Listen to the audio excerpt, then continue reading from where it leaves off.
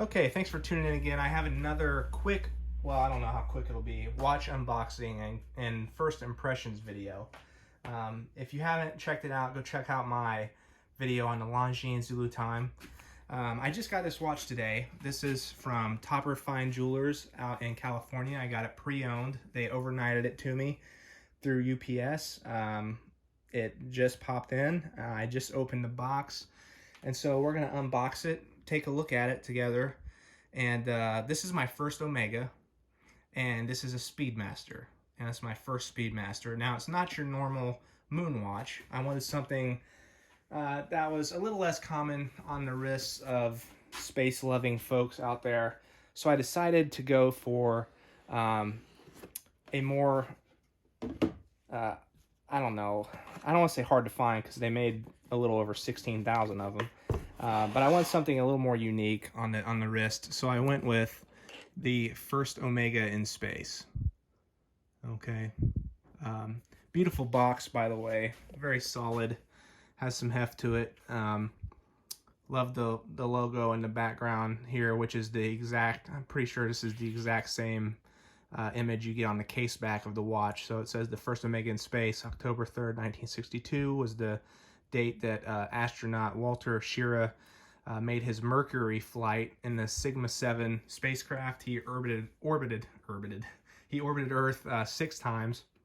It was a 9-hour flight, I think. And on his wrist was the Omega CK2998, which this first Omega in space is, I'll say, loosely based off of. And we'll talk a little more about that later, if I remember. You get a nice plate there to commemorate the flight. Schirra, Mercury, Mega Speedmaster, numbered edition. So not limited, but they did number every single one they made. I think I've seen watch numbers over 16,000. That's why I say a little over 16,000 made. Nobody really knows, I don't think.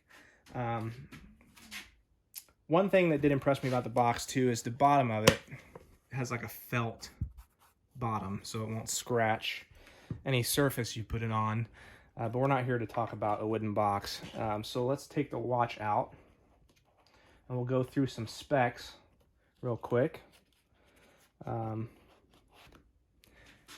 right. So here is the first Omega in space in all her glory. Of course, you get the alpha hands on this model and not the white baton or stick style hands that we see on the Speedy Pro Moonwatch. The running seconds hand also has an alpha style or leaf style hand as well. So the timekeeping hands are the same style. You have alpha hands for hour and minute as well as the running seconds. The chronograph hands are still the white baton style hands, which I like. I like that differentiation between the timekeeping components of the watch and the chronograph components of the watch. Another great feature about this particular reference is that the Omega logo, if I can get it to show up, is applied at 12 o'clock. Okay, so the moon watch is printed on. The Omega logo is printed on at 12 o'clock. This has an applied logo at 12 o'clock. Really, really like that. This, to me, has more of a vintage feel to it. It's a pre-moon Speedmaster, early 60s. I mean, the moon watch is so iconic. It's so popular. It's everywhere. Everybody who has a Speedmaster, I feel like, has a moon watch. And I'm not dissing on the moon watch at all because it's a wonderful, wonderful watch. And I do want to have an actual professional one day. But for now, I wanted something a little more unique, something a little more, vintage. And so I went with the first Omega in space. You really can't miss with that. Okay, so let's talk some specs. So 39.7 millimeters is the case size. The most frustrating thing about this watch probably is going to be the lug width. 19 millimeters, which is an odd, width. I do have a Forstner flat link bracelet on the way. As soon as I bought this watch, I bought a Forstner flat link bracelet because I want to put this on some steel to see how it looks. I do really, really enjoy, and the casual leather look of a Speedmaster on leather, though. I mean, the Moonwatch is such a strap monster. This one would be if it had 20mm lugs. There are plenty of 19mm options out there, though, so if you look around, it just takes a little more effort. So no doubt this could be a strap monster as well, just with the 19mm lug width. Speaking of lugs, very straight, symmetrical lugs, different from the professional. We have the crown over here, nice signed, knurled crown, of course. Manual wind only, 1861 Omega movement, 48-hour power reserve, not very wide, 50 meters water resistance, I think it is. And chronograph, of course. No crown guards, I forgot to mention that. So the professional has crown guards on it. That was an update later on.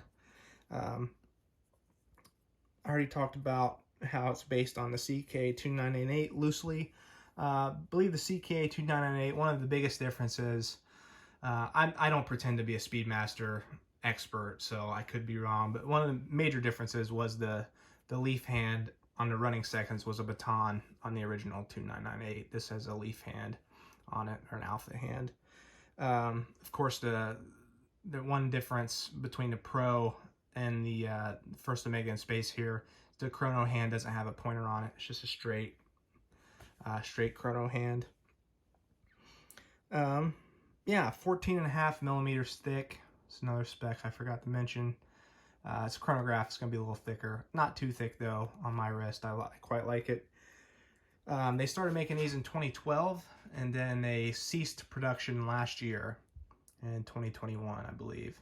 So this one, the warranty card is stamped, dated December of 2019. So this is on the tail end of it.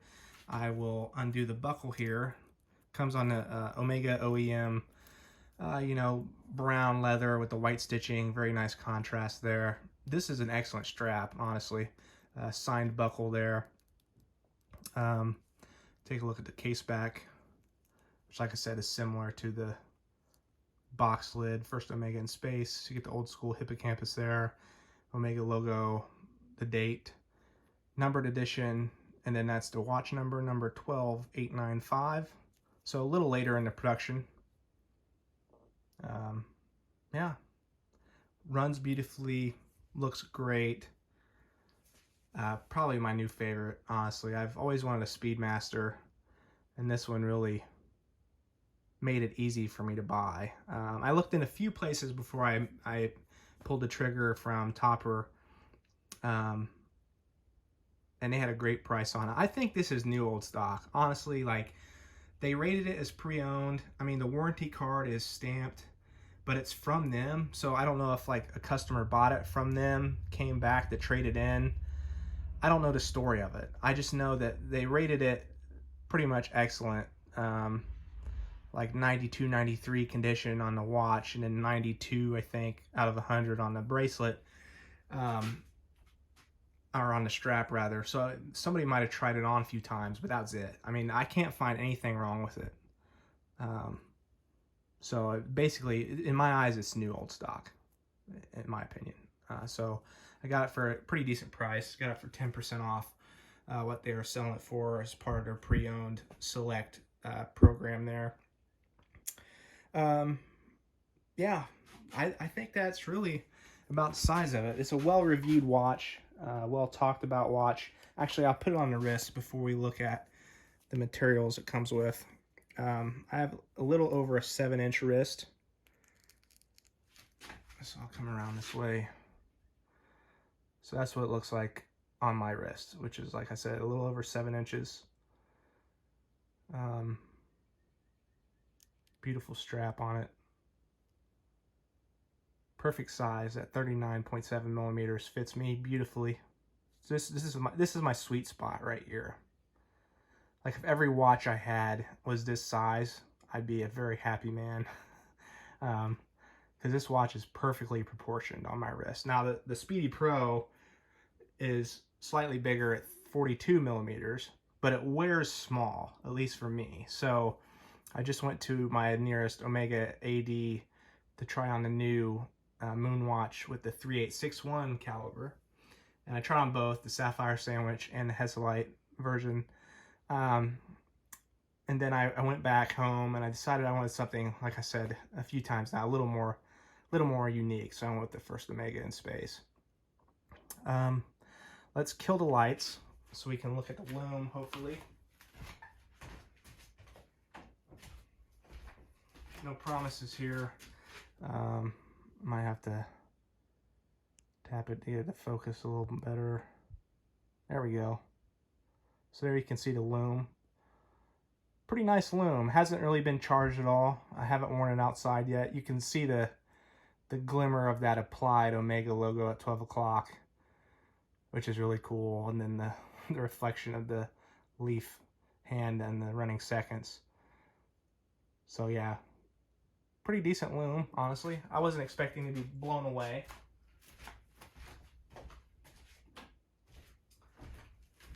All right, so let's take a look at kind of what comes with it. It came complete, so box papers.